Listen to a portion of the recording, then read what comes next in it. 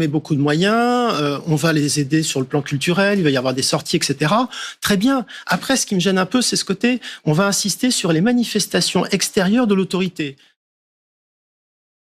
Quand vous écoutez, on a entendu certains jeunes dans le reportage dire oui, c'est vrai que moi je me lève pas, je vais pas à l'école, je traîne le soir.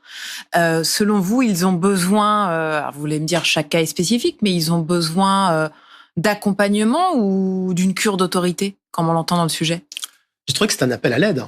Et c'est un côté. Et il y a beaucoup de jeunes dans cette situation qui sont assez lucides, qui se rendent bien compte que finalement, ils sont à un moment, à une heure des choix, et beaucoup voient bien que finalement, dériver par exemple dans la délinquance, ce qui est pas, c'est pas parce qu'on se lève tard le soir qu'on va pas en cours qu'on est délinquant. Faut pas généraliser, mais en tout cas, ils se rendent bien compte qu'ils ont besoin d'être aidés. Cette cure-là, c'est-à-dire, il y a beaucoup de moyens qui sont mis. Et c'est pas une aide, cette cure-là? Ça peut être. Tout dépend de la manière dont c'est fait. C'est-à-dire qu'on met beaucoup de moyens, on va les aider sur le plan culturel, il va y avoir des sorties, etc. Très bien. Après, ce qui me gêne un peu, c'est ce côté, on va insister sur les manifestations extérieures de l'autorité. Les mains dans les poches, on le voit, le côté un peu militaire finalement, ou presque carcéral. C'est un peu hybride. C'est d'un côté, il y a de l'éducatif, il y a des enseignants, etc.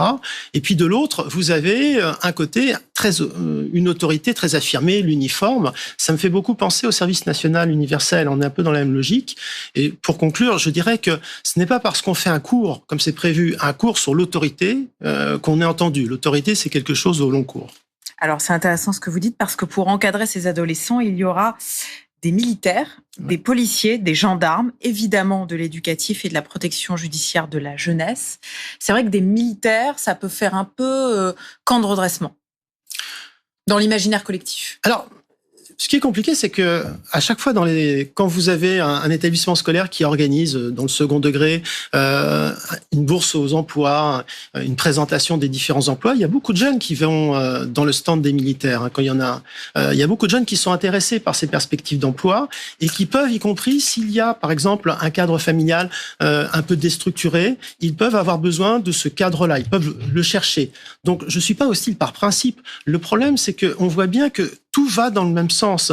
Le côté éducatif me semble quand même très léger dans cet aspect-là. Et surtout, j'aurais aimé qu'en même temps qu'on annonce ces mesures sur les internats, on annonce aussi en parallèle des recrutements pour la protection judiciaire de la jeunesse et pour tous les services sociaux qui s'en occupent. Sinon, finalement, on renvoie la responsabilité à ces jeunes, on leur dit « c'est de votre faute » sans les aider réellement.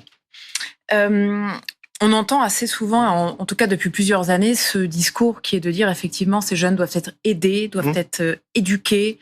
Il y a des associations, notamment dans les banlieues, qui font un travail important et pourtant, ça marche pas. Je pense qu'on le fait moins.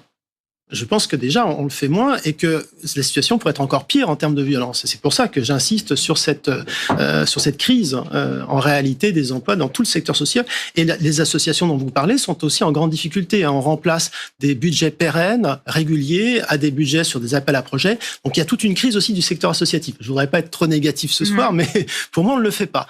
Ça, c'est le premier aspect. Le second, c'est que on est dans une société où la mobilité sociale est bloquée. Il y a eu un rapport très intéressant de 2 parlementaires qui est sorti il y a 15 jours, qui en parle d'une manière très claire. Donc aussi, quelle perspective on offre à ces jeunes, ça c'est un aspect qui n'est pas négligeable.